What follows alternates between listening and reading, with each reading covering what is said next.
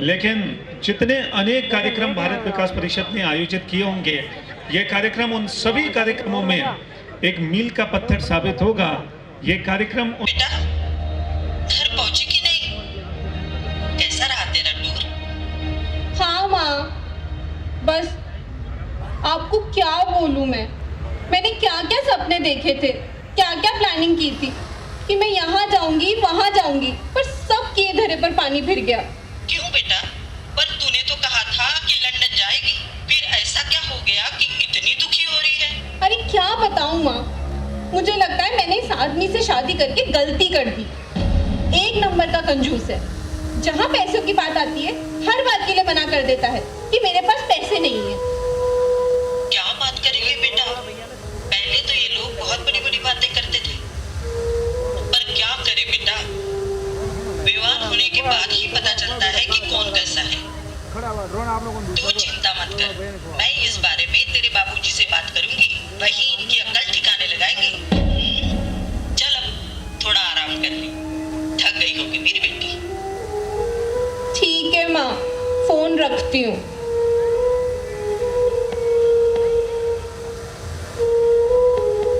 बहू, तुम्हारे ससुर जी आने वाले हैं, ये कपड़े बदल लो बेटा, फिर रसोई तैयार करते हैं। क्या खराबी है इन कपड़ों में? मैं मेरे घर में ऐसे ही कपड़े पहनती हूँ। वो तेरा मायका है, वहाँ पहनती होगी। ये ससुराल है बहू, यहाँ ऐसे कपड़े मत पहनो। आप लोगों में इंसानियत नाम की कोई चीज है कि नहीं? अरे मैं पढ़ी लिखी डॉक्टर हूँ, कोई काम वाली बाई नहीं हूँ। हे भगवान, कहाँ फंस गई मैं? सुमन, ये क्या बदतमीजी है तुम्हारी? माँ के साथ इस तरह से बातें करते हैं? क्या तुम अपनी माँ के साथ भी ऐसे ही बात करती हो? माइंड योर लैंग्वेज पराग, मेरी माँ पर मत जाओ, वरना तुम जानते नहीं हो कि मैं क्या चीज हूँ। दिन में तारे दिखा दूंगी। मैं एक डॉक्टर हूँ, तुम्हारी नौकरानी नहीं हूँ जो कि तुम कुछ भी बकवास करोगे और मैं सुन लूंगी। अरे कौन कहता तुम नौकरानी हो? मैं भी तो डॉक्टर हूँ, पर मैं तो बदतमीजी नहीं कर रहा, सिर्फ काम के लिए तो बोला है तुम्हें। तो करो ना अपना काम खुद से, मुझे क्यों सता रहे हो? हम सता रहे हैं? तो ये क्या है? शिट यार, इसीलिए मैं शादी नहीं कर रही थी, पर पापा को पता नहीं क्या दिखा इस घर में। मेरी किस्मत ही फूट गई है। अब मेरा और दिमाग खराब मत करो, मुझे अकेला छोड़ दो।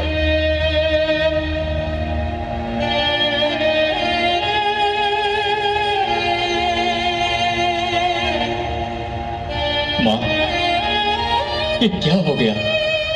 क्या ये दिन देखने के लिए ये शादी की थी? नहीं माँ, मुझे नहीं लगता कि हमारा ये रिश्ता टिक पाएगा। बेटा, बहू का मूड ठीक नहीं है, तो थोड़ी देर अपने कमरे में मत जा, थोड़ी देर मेरे कमरे में आराम कर ले। मैं तब तक सबके लिए खाना बना लेती हूँ। सॉरी माँ, मैंने कभी नहीं सोचा था कि शादी के बाद जिंदगी इस तरह से हो जाएगी। कोई बात नहीं बेटा, ये घर है अपना। मैंने तेरे पैदा होने से तेरी शादी तक अपने हाथों का बना खाना खिलाया है, तो क्या मैं अपने बेटे को अब नहीं खिला सकती? माँ,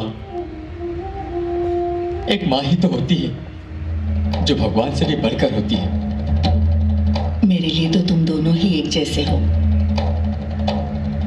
तुम दोनों खुश रहो, मुझे और कुछ नहीं चाहिए। तुम दोनों की खुशी में ही मेरी खुशी है बेटा।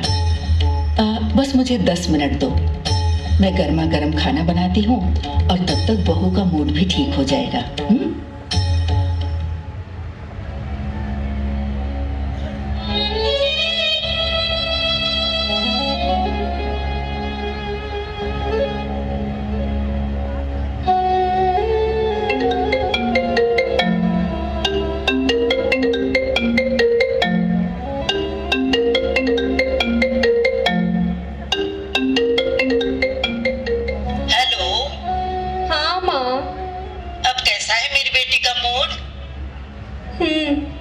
ठीक हूँ माँ। कुछ खाया बेटा? सुबह से भूखी होगी मेरी बेटी, क्या खाया बेटा? कुछ नहीं खाया माँ, और भूख भी लगी है। अरे क्या बोल रही है बेटा, तू भूखी है? हे भगवान, कैसे नालायक लोग हैं, मेरी बेटी को भूखा मार रहे हैं। एक काम कर बेटा, कुछ बाहर से मंगवा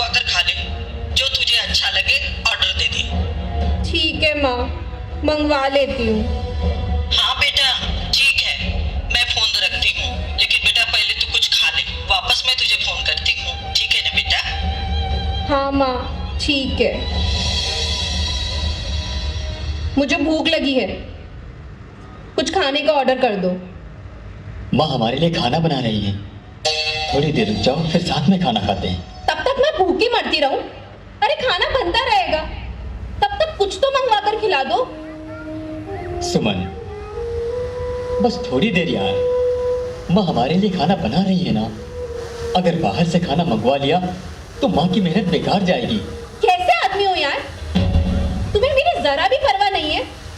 और खाना बन भी रहा है तो क्या फर्क पड़ता है, वो खाना तुम लोग रात को भी तो खा सकते हो ना। पर माँ ये हर वक्त क्या लगा रखा है, माँ माँ माँ, माँ का लल्ला बना हुआ है। अरे माँ कहीं बाबू बना रहना है तो फिर शादी ही क्यों की थी। सुमन तू अपनी हद पार कर रही हो, लिमिट में रहो, समझी? मैं हद पार कर रही हूँ? मैंने तुमसे खाना मंगवाने की नहीं बोला तो हद पार कर दी।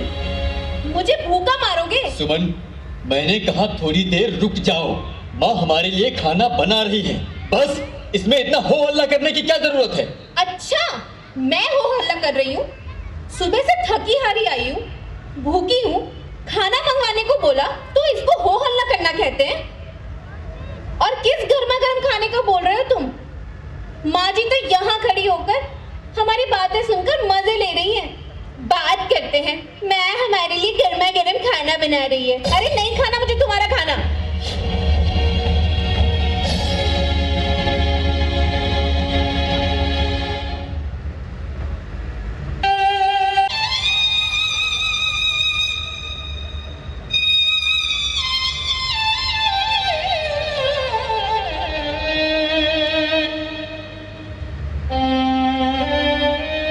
संतोष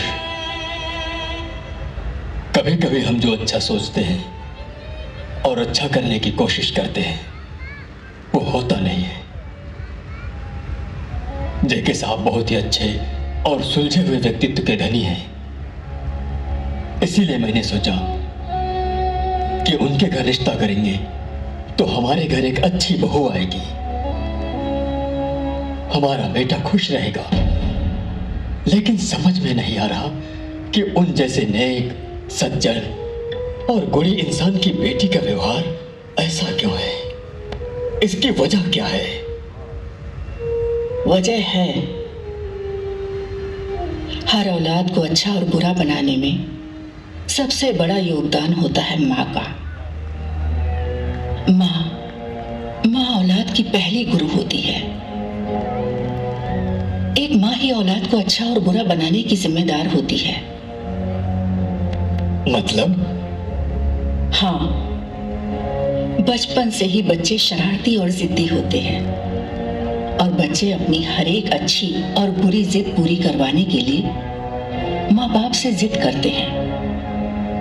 ऐसे में एक माँ ही होती है जो उन्हें पहला संस्कार देती है कि क्या अच्छा है और क्या गलत। बच्चे की जिद पूरी करने के बजाय उसे समझाती है, तब बच्चा समझता है कि हमें क्या करना चाहिए और क्या नहीं। बहू के साथ भी ऐसा ही हुआ। माँ बाप ने बेटी को लाडले तो बनाया, उच्च शिक्षा भी दी, पर अच्छे संस्कार नहीं दिए। फिर भी मैंने सोचा कि चलो बेटे की गृहस्थी बस जाए, मैं इसके लिए खाना बना देती हूँ। बहू के होते हुए भी घर का सारा काम करती हूँ। अजी कौन सास आज ऐसा करती है? सासें तो बहुओं को अपने कंट्रोल में रखती हैं, पर यह है कि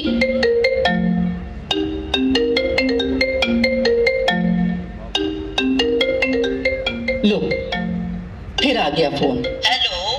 हाँ माँ 1 मिनट, आपकी आवाज नहीं आ रही है, मैं नेटवर्क में बाहर आती हूँ। हाँ माँ अब बोलो।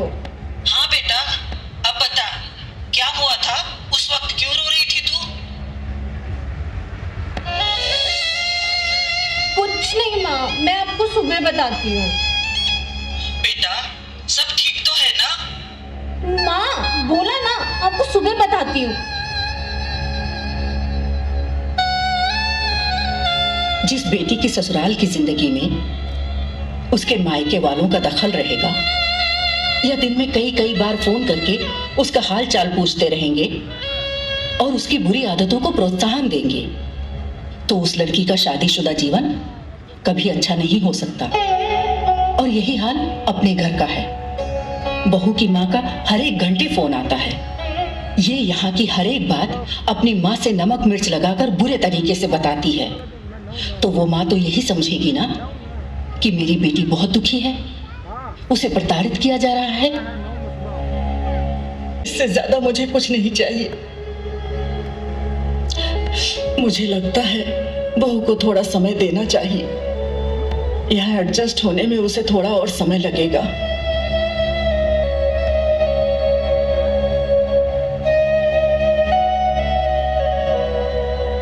आप एक बहुत अच्छी माँ और एक बहुत अच्छी सास भी हो, जो बहू द्वारा इतना गलत व्यवहार करने के बावजूद भी तुम इतना समझ रही हो कि जो भी कोई बेटी ब्याह के जब पराए घर जाती है तो उस बेटी को एक बहू बनने में, उस घर की जिम्मेदारियां निभाने में, उस नए घर में एडजस्ट होने में समय लगता है। और शायद हर एक इंसान को भी ये बात समझनी चाहिए। लेकिन क्या? लेकिन उस बेटी की भी उतनी ही जिम्मेदारी बनती है कि वो एक संस्कारी बेटी और एक संस्कारी और अच्छी बहू बनकर दिखाए, और अपने ससुराल की कोई भी अच्छी या बुरी बात अपने मायके वालों से शेयर ना करे। शादी के बाद ससुराल को ही अपना घर समझे, तभी उसका गृहस्थी जीवन सुखी बन सकता है। ज्यादा चिंता मत करो, सब अच्छा हो जाएगा। अब चलो आप भी आराम कर लो।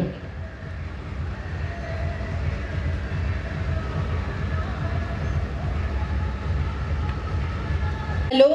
हेलो, हाँ माँ। मेरी लाडो बेटी सो के उठ गई? हाँ माँ उठ गई। आप क्या कर रही हो माँ? अभी चाय बना रही थी तो सोचा मेरी लाडली बेटी से ये बात कर ली। क्या आप चाय बना रही हो? क्यों माँ, भाभी क्यों नहीं बना रही है चाय? और भाभी के होते हुए आप चाय क्यों बनाओगे? अरे नहीं बेटा, उसकी थोड़ी तबीयत खराब है इसलिए। अरे पर माँ, उनको बोलो कोई गोली लेके काम करे, वरना उनको आदत पड़ जाएगी। ले बेटा, चाय पी ले। यहाँ रख दो, मैं ले लूंगी। क्या हुआ बेटा, किससे बात कर रही है तू? अरे कुछ नहीं माँ, बस हाँ तो महारानी जी की तबीयत खराब हुई है। आप बिना मम्मा, अब क्या बोलूं आपको।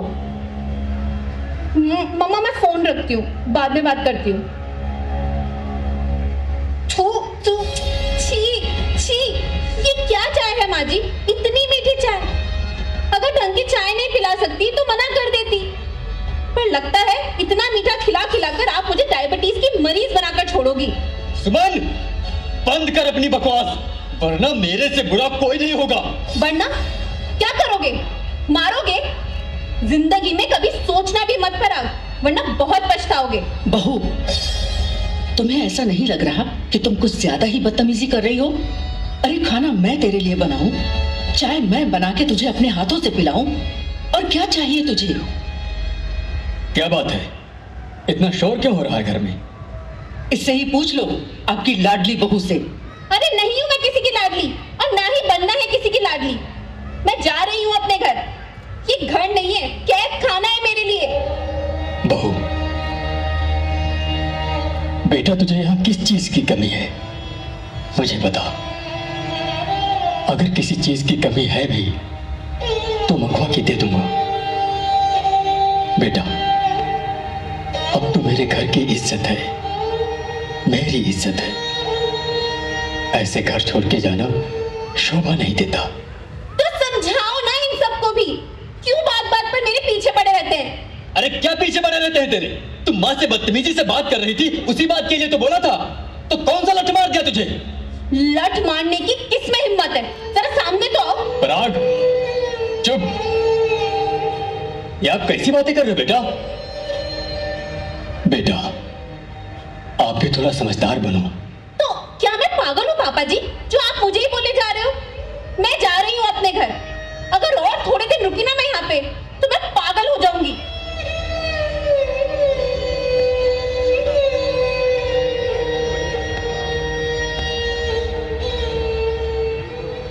बेटा, मेरी इज्जत मत उछाल।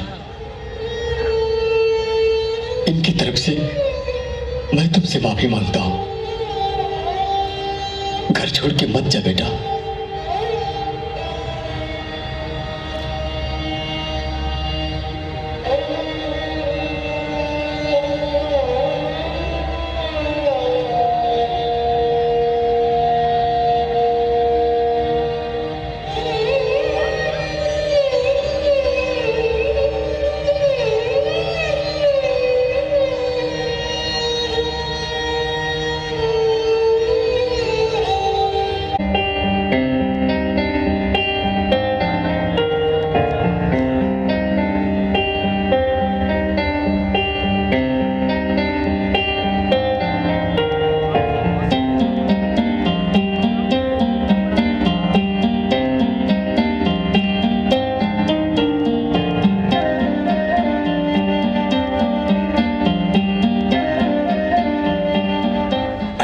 सही समय पर आई है। ये ले बसंती, इस बार उन बच्चों के लिए मैं कम ही पैसे दे पाया। मेरा घर में खर्चा पानी बंद था यार, लेकिन तुम टेंशन मत लो। मेरे पार्ट टाइम जॉब के पैसे मिलते ही उन गरीब घर की बेटियों के लिए ड्रेस और किताबों के लिए और पैसे दे दूंगा। तू चिंता मत कर यार, सब ठीक हो जाएगा।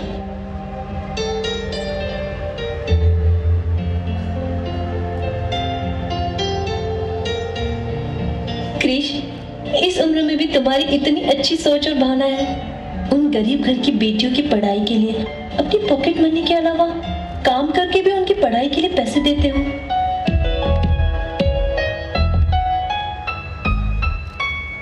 मैं सोच भी न पाया, इकरार हो गया।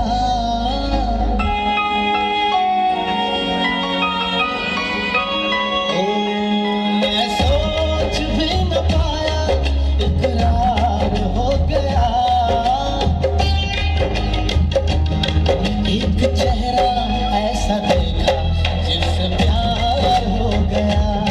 एक चेहरा ऐसा देखा जिससे प्यार हो गया। मैं सोच भी न पाया, इकरार हो गया।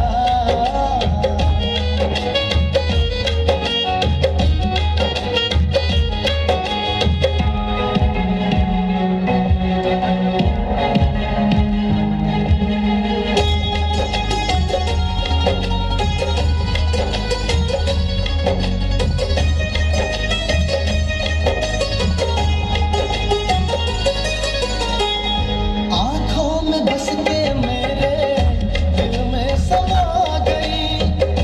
ऐसा वो जादू करके पागल बना गई। ओ आँखों में बस के मेरे दिल में समा गई। ऐसा वो जादू करके पागल बना गई। मेरे दिल पे अब उसका इख्तियार हो गया। मेरे दिल पे अब उसका इख्तियार हो गया। एक चेहरा ऐसा देखा जिससे प्यार हो गया। एक चेहरा ऐसा देखा जिससे प्यार हो गया।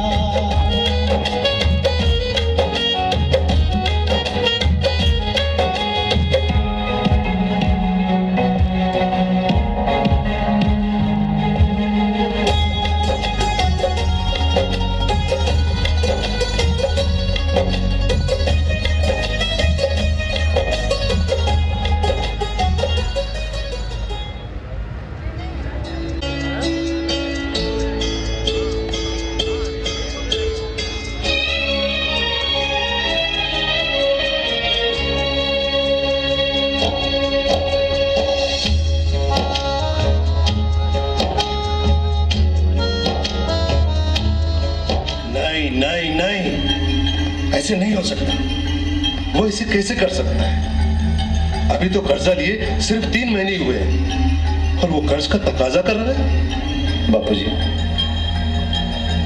मैंने आपको कहा भी था कि हमें इस पर भरोसा नहीं करना चाहिए। मार्केट में उसकी यही रेपुटेशन है कि वो लोगों को पहले पैसे देके और फिर बाद में जल्दी तकाजा करके परेशान करने लगता है, और जब कोई वक्त पे पैसे ना लौटाए तो उसकी दुकान या फैक्ट्री बिकवाली निकाल के पौने पौने दाम में खुद खरीद लेता है। इसकी भी नजर कई सालों से हमारी फैक्ट्री पर है और इसीलिए वो आपके पास पैसे लेके आया था। गलत सोचा उसने, एकदम गलत। चेक के नाम है मेरा। साइन करते समय उस क्लॉज को ध्यान से नहीं पढ़ा था क्या? पेपर तो मैंने सब ध्यान से पढ़े थे, लेकिन वो क्लोज नजर से कैसे छूट गया समझ में नहीं आ रहा। शायद ये मुसीबत आनी थी, सो आ गई। अब या तो ये फैक्ट्री उसको उसकी कीमत में बेच दे या उसके पैसे लौटा दे।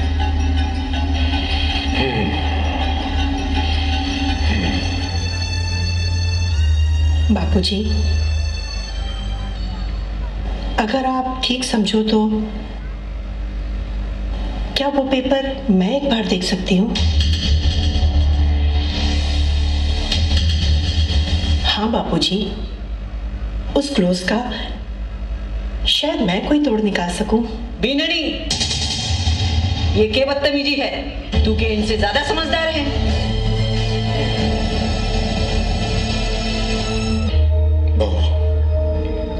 बेटा, हमने शायर का बहुत बड़ा वकील किया और उसने इस केस को स्टडी कर लिया है।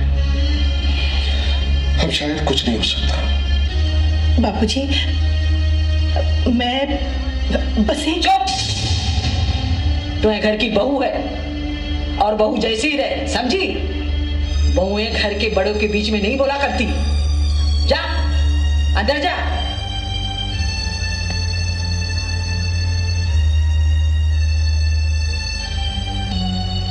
तो तेरे हिसाब से देख ले बेटा, मैं भी कुछ सोचता हूं। अब शायद कुछ नहीं हो सकता। बापूजी, आप चिंता मत करो,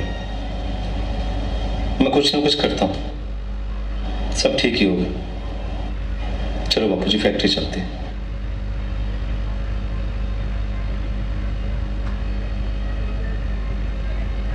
ए महारानी, अठयाओ। तन्ने इतने साल हो गए ब्याह के आके, घर की इज्जत और छोटे बड़े का बिल्कुल लिहाज नहीं रहा। ये सब भी तुझे अब सिखाने पड़ेंगे। घर में इतना बवाल मचा हुआ है और तू बीच में बोल के क्या होशियारी दिखा रही थी, हैं? बोल। अरे बोलती क्यों नहीं? ये आंसू दिखा के तू साबित क्या करना चाहती है? आज 12 साल हो गए शादी को, इतनी भी तमीज नहीं सीखी कि बड़ों के सामने कैसे पेश आना चाहिए। मैंने माफ कर दो माँ, मैंने माफ कर दो, लेकिन मैं आपको और बापूजी को दिल दुखाना को नहीं चाहती थी। मैं तो बस यह कहना चाहती थी कि मैं भी वकील हूँ, शायद कुछ। चुप! तेरी वकालत तेरे कन्ने रख और आइंदा कदे अपनी वकालत छाड़ने की कोशिश मना करिए, समझी? चल जा। आई बड़ी वकील बनके वकालत करेगी, घर को काम तक होएगा नहीं, वकालत करेगी या वकालत। हाँ?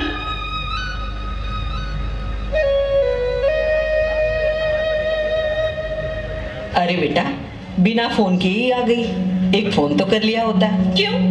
अब मुझे अपने ही घर में आने से पहले फोन करना होगा क्या? नहीं बेटा, ऐसी कोई बात नहीं है। दामाद जी कहाँ है? वो साथ नहीं आए? अब आएंगे भी नहीं। सुमन, ये क्या बकवास कर रही है? बकवास नहीं कर रही मैं। नहीं रहना मुझे ऐसे आदमी के साथ। उनको एक पत्नी नहीं, नौकरानी चाहिए थी, जो सुबह सुबह सबके लिए चाय बना के दे, फिर उनके लिए खाना भी बनाए। ऐसे नहीं बोलते बेटा। माता जी प्रणाम, धूप देता हूँ। खुश रहो बेटा, आओ बैठो। बीननी, जमाई जी आए हैं, इनके लिए नाश्ता बनाओ। भाभी जी प्रणाम, धूप देता हूँ। अरे नहीं नहीं दामाद जी, अब मेरे पाँव मत छुओ। नहीं भाभी जी, आप मेरे से बहुत बड़ी हैं और अपने से बड़ों का हमेशा सम्मान करना चाहिए, उनका आशीर्वाद लेना चाहिए। अब मेरे पीछे पीछे क्या लेने आए हो? सुमन, ये क्या पागलपन है? चलो घर चलो, हम पढ़े लिखे लोग हैं, ये अनपढ़ जाहिलों जैसे क्यों बर्ताव कर रही हो? माइंड योर लैंग्वेज मिस्टर पराग। मुझे अनपढ़ और गवार बोलने की तुम्हारी हिम्मत कैसे हुई? तुमने मुझे समझ क्या रखा है? मैं तुम्हारी गुलाम नहीं हूँ जो तुम्हारी हर बात मान लूंगी। सुमन, ये क्या बकवास कर रही है? माँ, अब आप भी ये बोल दो कि अपने ही माँ बाप के घर में मेरे लिए अब कोई जगह नहीं है। मैं आज इंडिपेंडेंट हूँ, यहाँ जगह नहीं है मेरे लिए तो मैं कहीं मकान लेके रह लूंगी, लेकिन इस आदमी के साथ मुझे नहीं रहना। बेटा, आपको भी थोड़ा एडजस्ट करना चाहिए। मेरी बेटी एक पढ़ी लिखी डॉक्टर है। नहीं, इनको पत्नी नहीं एक नौकरानी चाहिए, लेकिन मैं किसी की नौकरानी या गुलाम नहीं हूँ। बड़ा आया मुझे तमीज सिखाने। मुझे कहते हैं ऐसा मत करो वैसा मत करो, सुबह सुबह चाय बना के दो, घर का खाना बनाओ, ये कपड़े मत पहनो, जीन्स मत पहनो। तंग आ गई हूँ मैं इस रोज रोज की रोक टोक से।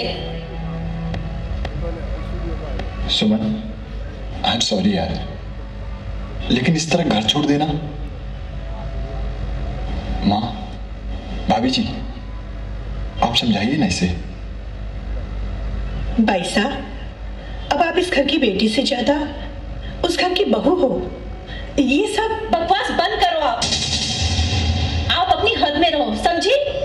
बहू, चल अंदर जा। हर वक्त बीच में अपनी टांग अड़ाने की आदत छोड़ दो। आपकी सहानुभूति की जरूरत इन्हें हो सकती है, मुझे नहीं। और हाँ मिस्टर पराग, अब दोबारा मेरे मुंह लगने की कोशिश की तो दहेज उत्पीड़ित के केस में ऐसे उलझाऊंगी कि डॉक्टरी की डिग्री से भी हाथ धो बैठोगी। मैंने अपनी जिंदगी में किसी के सामने झुकना नहीं सीखा। मुझे तलाक चाहिए, तलाक। And now you can go mister Parag. अब सिर्फ हम कोर्ट में तलाक के लिए ही मिलेंगे।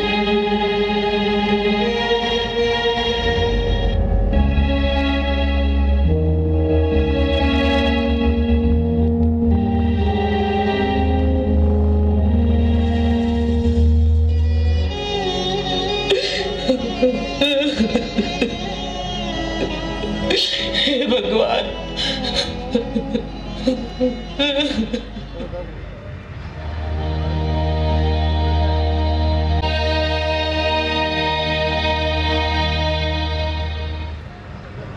अरे दीदी, आप कब आई? आई थिंक तुम मेरी प्रॉब्लम समझ सकती हो, इसलिए तुम मेरे तलाक की एप्लीकेशन लगा दो। एक बार फिर से सोच लो सुमन, चाहो तो घर वालों से राय ले लो।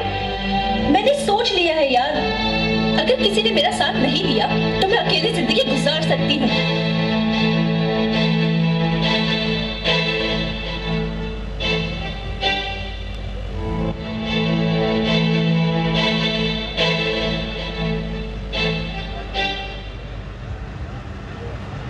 सब मतलबी दुनिया है।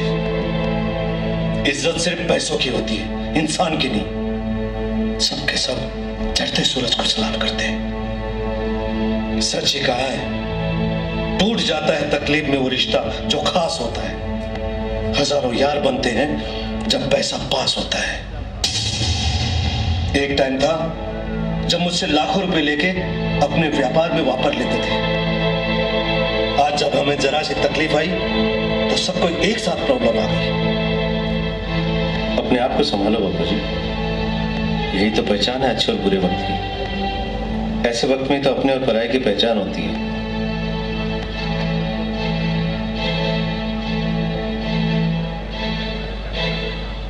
अरे मेरी लाडो कब आई? दोपहर में पापा। ईश्वर जी कैसे हैं? दामाद जी कहाँ हैं? क्या हुआ बेटा, चुप क्यों है? बोल बेटा, क्या हुआ? क्या उन लोगों ने तुम्हें कुछ कहा?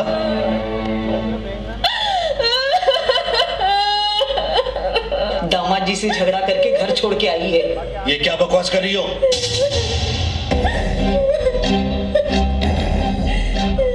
शांत हो जा बेटा। से बात करें।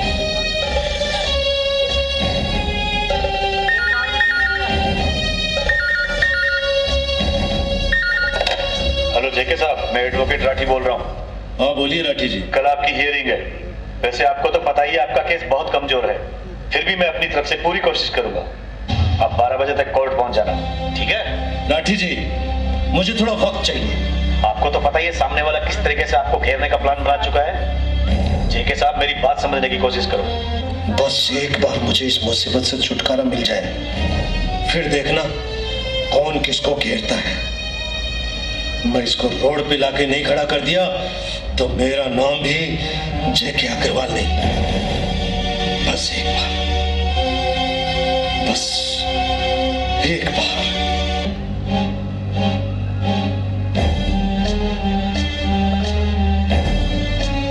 माँ, बापूजी, मेरी ये लगभग 15 लाख की एफडी और ये गहने हैं। आप इनको कैश करवा लीजिए और इस मुसीबत से छुटकारा पाइए। तेरे कन्ने इतना पैसा कहाँ से आया? माँ, जब मैं ब्याह की आई थी तब बापूजी ने मुझे एक एफडी बना के दी थी। इतने सालों में वह रिन्यू होते होते लगभग 15 लाख की हो गई है। नहीं वो बेटा, ये तो बस एक छोटी सी तकलीफ है, सॉल्व हो जाएगी। मैं तेरे पैसे और गहने नहीं ले सकता बेटा। रख ले बेटा, इनको अपने पास रख ले। बापूजी, क्या ये घर मेरा नहीं है? क्या इस घर की तकलीफ मेरी तकलीफ नहीं है? क्या मैं इस घर की सिर्फ एक बहू ही हूं? क्या मैं आपकी बेटी नहीं हूं? क्या मैं आपकी बेटी नहीं हूं बापूजी?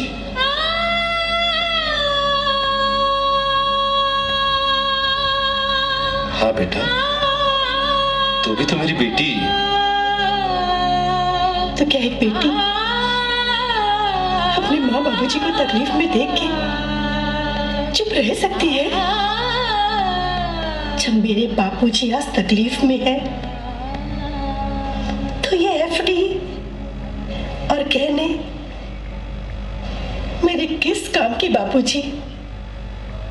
मेरे किस काम के?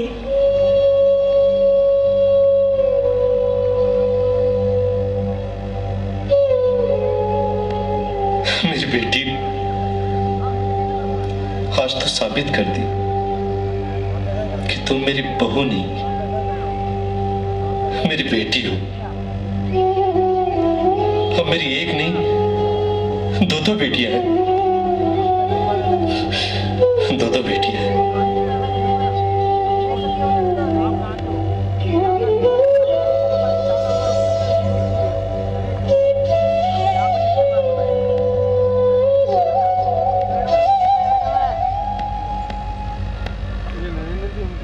चंदा, समझ में नहीं आ रहा है कि मैं किन शब्दों में तेरी तारीफ करूं। तुम देवी हो चंदा, मेरी लक्ष्मी हो। नहीं, मैं सिर्फ आपकी अर्धांगिनी हूँ, जीवन साथी हूँ। मैं आपकी सुख दुख की साथी हूँ। मैं मेरे घर की खुशी के लिए कुछ भी कर सकती हूँ। चंदा, मैं अगर आपसे कुछ कहूँ तो मेरी बात मानोगे? बोल चंदा, क्या बोलना चाहती हो? क्या मैं वो बॉन्ड देख सकती हूँ जिसकी वजह से आज ये प्रॉब्लम आई है? क्या करोगी चंदा? शहर का सबसे बड़ा वकील जब उसका कोई तोड़ नहीं निकाल पाया तो तुम क्या कर सकती हो? चलो मान लो मैं कुछ नहीं कर सकती, लेकिन बस एक बार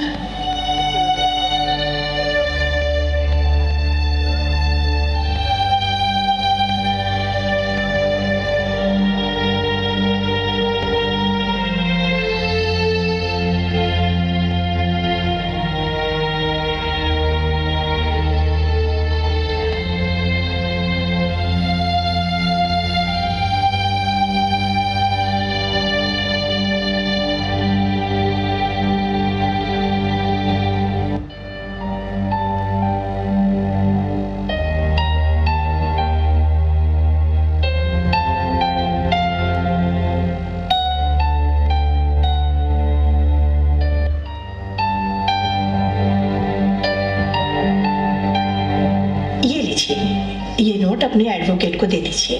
चंदा राठी शहर का बहुत बड़ा वकील है।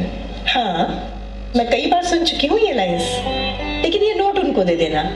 माने तो ठीक, वरना होना तो वही है जो होना है। ठीक है चंदा, तुम्हारे लिए नोट मैं उसको जरूर दूंगा। आप चिंता मत करो जी, भगवान सब अच्छा करेंगे।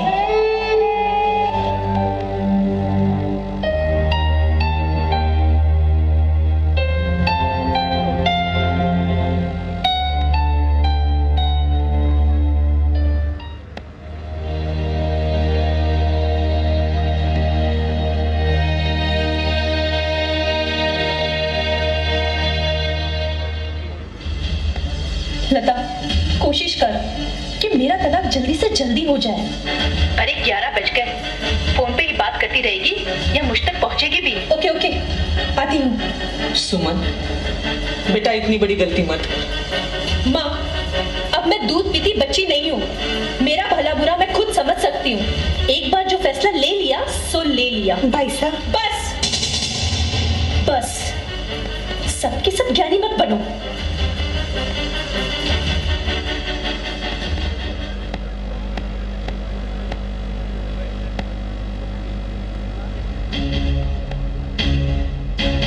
बहू, ये क्या है? मेरे घर की बहू कोर्ट में खड़ी होगी तो लोग क्या कहेंगे? घर की इज्जत का तो ख्याल कर। माँ, किन लोगों की बात कर रही हो आप? आज लोगों के पास खुद के सोचने के लिए वक्त नहीं है। वक्त ने आज ऐसे अहम मोड़ पे लाकर खड़ा कर दिया है कि कोई एक रास्ता चुनना बहुत जरूरी हो गया है। घर की इज्जत ना जाए, इसलिए आज मेरा कोट पहनना बहुत जरूरी हो गया है।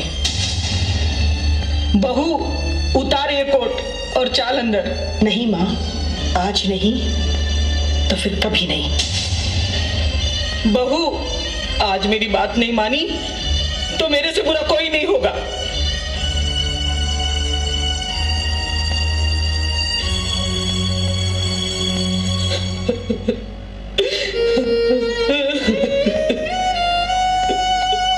हे भगवान, केहू को मेरे घर में कैद की पूरी नजर लगी। मेरे घर में हे मेरे शामदनी।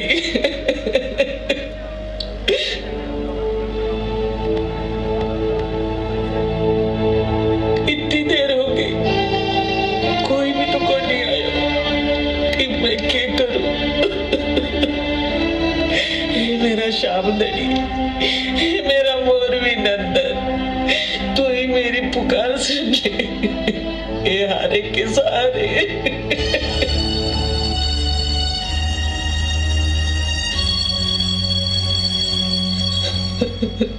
आपने समझ क्या रखा है अपने आप को? एक वकील हो इसका मतलब ये नहीं कि अपने पावर का ऐसे बहुत जमाओगी। मैं भी एक डॉक्टर हूँ। लो भाई साहब, पहले आप ठंडा पानी पियो, फिर आप जी भर के मुझे डांट लेना। हाँ भाई साहब, वहां मैं एक वकील थी जो आपसे जिरह कर रही थी, और अब मैं आपकी भाभी हूं और आप मेरी पैसा।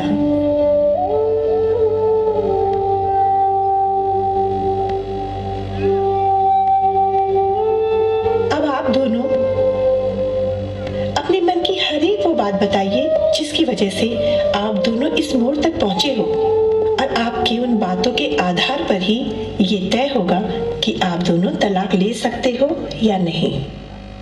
हाँ जी बरा जी, आपकी अपनी पत्नी के साथ अनबन क्यों रहती है? भाभी जी, अब मैं आपको क्या बताऊं? अब आपको ही देख लीजिए। कुछ देर पहले आप एक वकील थी जो हमें बात बात पर डांट रही थी। आपसे बदतमीजी और ऊंची आवाज में बात करने पर हमें हवालात तक पहुंचाने की बात कर रही थी। लेकिन अब आप एक देवी स्वरूप हमारे लिए मुस्कुराते हुए पानी का गिलास दिया और हमसे प्यार से बात कर। लेकिन तुम्हें तो एक नौकरानी चाहिए जो सुबह सुबह जल्दी उठ के सबके लिए चाय बनाए, फिर खाना बनाए, सबकी गुलामी करे। गुलामी की क्या बात है यार? मेरे माँ बाप के साथ मेरे साथ ठीक से रहो, बस इतना ही तो कहा है। दामाद जी, ये बात आपको भी सोचनी चाहिए कि मेरी बेटी पढ़ी लिखी है। माँ, मैं भी तो एक पढ़ी लिखी वकील हूँ, लेकिन जैसे मैं इस घर की बहू हूँ वैसे ही बाई साहब वहाँ की बहू है। कुछ सहन करना भी सीखना चाहिए। लेकिन मेरे पेशे में साड़ी पहनकर तो प्रैक्टिस नहीं कर सकती ना। बात बात पे टोकना, ये कपड़े मत पहनो, वो मत पहनो, मॉडर्न कपड़े मत पहनो। दामाद जी, मेरी बेटी के मॉडर्न कपड़े पहनने से आपकी माँ को क्या तकलीफ होती है? आजकल सभी पहनते हैं। नहीं माँ, सवाल मॉडर्न कपड़े पहनने का नहीं है, सवाल है हमारी गरिमा का और उस वक्त का कि आप जिस वक्त जो भूमिका निभा रहे हैं उस वक्त उस तरह से पेश आओ। बीननी, तेरे बापूजी आ गए हैं, अब बंद कर अपनी अदालत। नहीं बसंती, बोलने दे आज बहू को।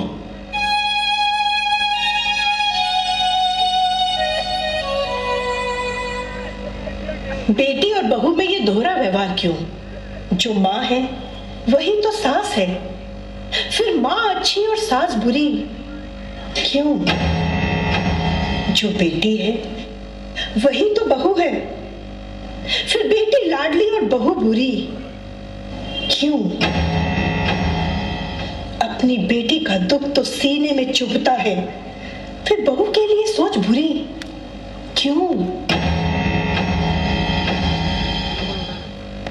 अक्सर हम चाहते हैं कि हमारा दामाद हमारी बेटी की हर बात माने, काम में उसकी हेल्प करे, तो वो एक अच्छा दामाद है। लेकिन जब अपने घर का बेटा बहू के किसी भी काम में हेल्प करे तो वो जोरू का गुलाम कहलाता है। ऐसा क्यों? मुझे नहीं पता, लेकिन मैं भी आज तक यही देखते आई हूँ, सुनते आई हूँ, अपनी माँ से, फिर अपनी सासू माँ से। यही तो परपाटी चली आ रही है कि बेटी बेटी होती है और बहू बहू होती है। नहीं माँ, अब इस सोच को बदलना होगा। जब तक हम इस दोहरी मानसिकता में जीते रहेंगे तब तक हम अपने पारिवारिक सुख शांति से वंचित रहेंगे। पर भाभी, मीठी जुबान भी तो कोई मायने रखती है। हर वक्त सिर्फ कड़वी बातें करना सीखा इसने, न जुबान पे प्यार है न मिठास। मिठास तो तब रहे ना जब बराबर का समझे। अरे घर में हर बात पे बंदिश, हर बात पे रोक टोक। अरे तंग आ गई मैं इस रोक टोक की जिंदगी से। मैंने जिंदगी में किसी के सामने झुकना नहीं सीखा, समझे? यस, बिल्कुल सही कहा आपने। आप पढ़ी लिखी है, आप नौकरानी भी नहीं है और ना ही आप किसी की गुलाम है। सुमन भाई साहब, पराची, आप दोनों पति पत्नी हैं और पति पत्नी का रिश्ता अहंकार पर नहीं, आपसी प्यार और विश्वास के बंधन पे टिकता है। पति पत्नी में एक बहुत ही प्यारी सी बॉन्डिंग होनी चाहिए, जहां ईगो, शर्म या छोटे बड़े की कोई जगह ना हो। लेकिन गलती करे फिर भी? गलती चाहे किसी की भी हो, लेकिन उस वक्त उस गलती को दिल का ताड़ बना के एक दूसरे को नीचा दिखाने की बजाय हालात को ठीक करने के लिए दोनों में से कोई एक सॉरी जैसा छोटा सा शब्द बोल दे तो बात वहीं शांत हो सकती है। लेकिन हम अक्सर अपनी गलती को छुपाना चाहते हैं और सामने वाले की गलती को बढ़ा चढ़ा के बताते हुए उसको झुकाना चाहते हैं। क्यों? हर रिश्ते में प्यार होना बहुत जरूरी होता है। जहां आपस में प्यार होता है वो रिश्ता कभी टूट नहीं सकता, और जहां प्यार और विश्वास नहीं वो रिश्ता कभी टिक नहीं सकता। लेकिन वो रिश्ता भी किस काम का जहां अपनी जिंदगी जीने को ना मिले। भाई साहब, हम बेटियां हैं और बेटियां अपने माँ बाप के घर में खूब लाड़ चाव पाती हैं, लेकिन शादी के बाद जब ससुराल जाती हैं तब वो बहू बन जाती हैं और बहू की आजादी, उसका आत्मसम्मान, उसकी अपनी इच्छाएं, उसकी अपनी जिंदगी जीने की आजादी सब खत्म हो जाता है। शादी से पहले सभी कहते हैं कि हमारी भी बेटी है। हम आपकी बेटी को भी अपनी बेटी ही बना के ले जाएंगे, लेकिन ससुराल पहुंचते ही वो बहू बन जाती है। बेटी और बहू के दोहरे मापदंड बन जाते हैं। यही तो मैं कहना चाहती हूँ। तो फिर क्यों ऐसी जिंदगी जिए? कब तक? जब तक ये शरीर साथ देता है तब तक, और उसके बाद कल किसने देखा है? भाई साहब, आजकल के पति पत्नी तलाक लेके अलग हो जाना एक नॉर्मल बात मानते हैं। वो ये भी मानते हैं कि आज हम इंडिपेंडेंट हैं, अपनी जिंदगी जी सकते हैं, या वक्त के साथ आगे चल के कोई और अच्छा जीवन साथी मिल जाएगा। लेकिन वो ये भूल जाते हैं कि जब हम पहले के साथ नहीं निभा सके तो दूसरे के साथ निभा लेंगे, ये जरूरी है क्या? या जब आपकी नजर में पहला सही नहीं है तो दूसरा सही होगा, ये भी जरूरी है क्या? आज जो ये सोचते हैं कि हम अकेले ही अपनी जिंदगी सरवाइव कर सकते हैं, यहां उनकी सोच गलत होती है। जवानी में वो अपने आप को अपने ढंग से जी सकते हैं, लेकिन उम्र का एक पड़ाव ऐसा भी आता है जब अपने जीवन साथी की जरूरत महसूस होती है।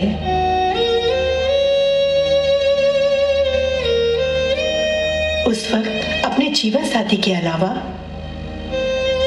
ये माँ बाप, बहन भाई, यार दोस्त, सारे रिश्ते बेमानी हो जाते हैं।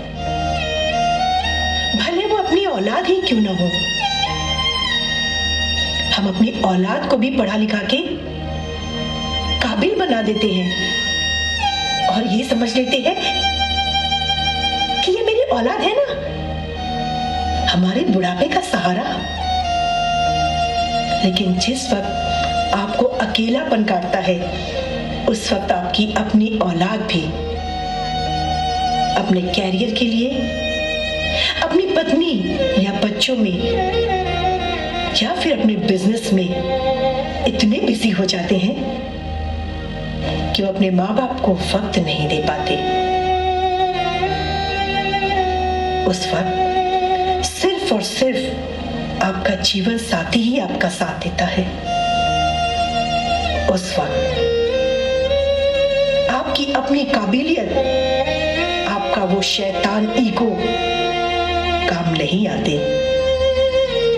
अक्सर देखा होगा हम आज जवानी में अपने व्हाट्सएप, फेसबुक या सोशल लाइफ में हजारों दोस्त बना लेते हैं, लेकिन उम्र के उस पड़ाव में जब हम बीमार होते हैं तब ये हजारों दोस्तों में से कोई एक भी आपकी देखभाल करने नहीं आता, कोई आपके पास आपकी सेवा करने नहीं आता, कोई रात रात भर जाग के भगवान से आपकी सेहत के लिए दुआ नहीं मांगता। वो कोई होता है तो सिर्फ और सिर्फ आपका जीवन साथी।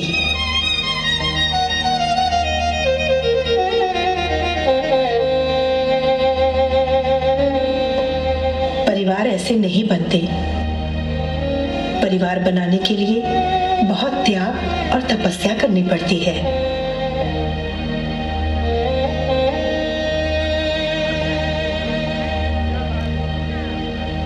सॉरी पराग, मुझे माफ कर दो प्लीज।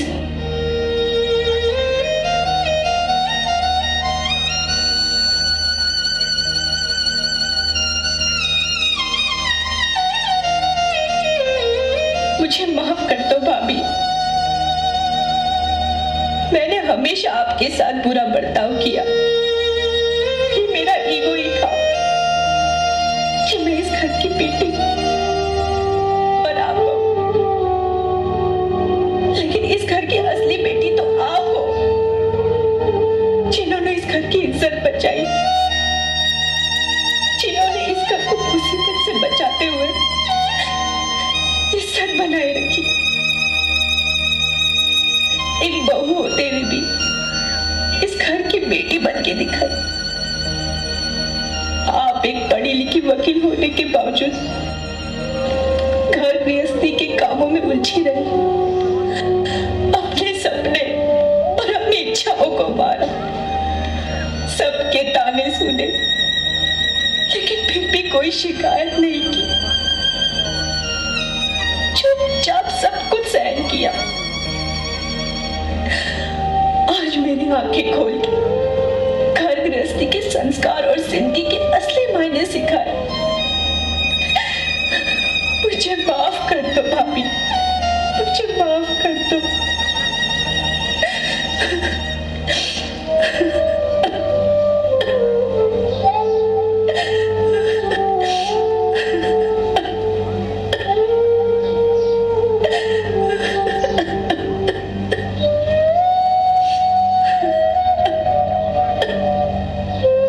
चलो पर अपने घर चले।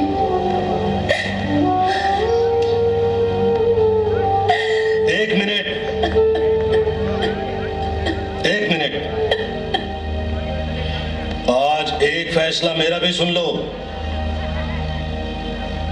शांति आज से इस घर में नहीं रहेगी।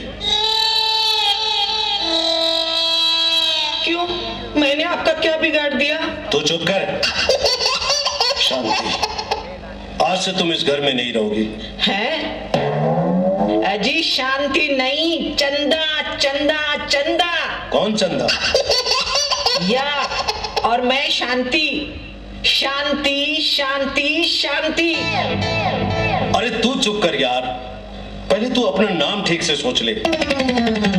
चंदा है या शांति?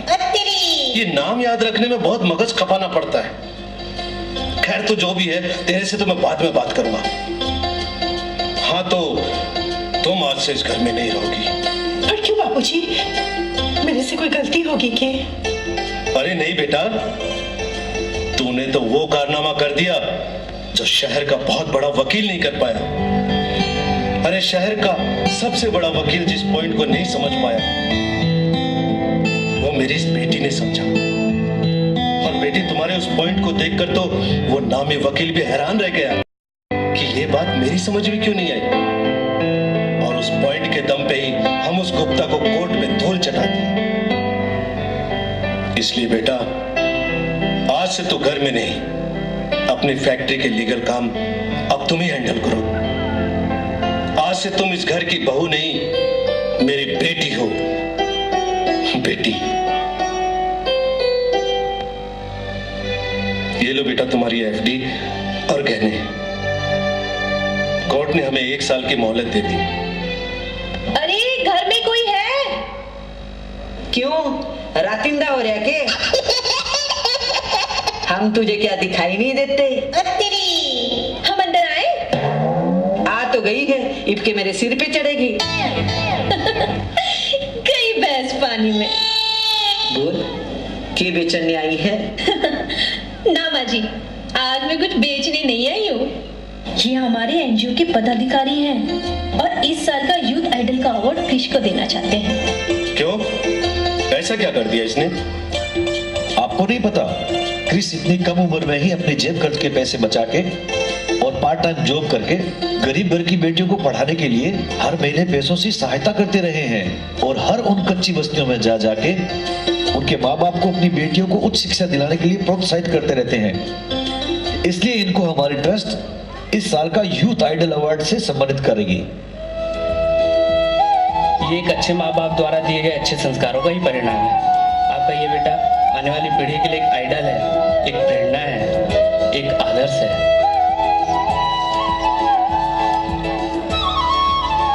बापूजी, आपके दिए संस्कारों का ही पालन किया मैंने तो। भाई, इतनी बड़ी खुशी और चुपचाप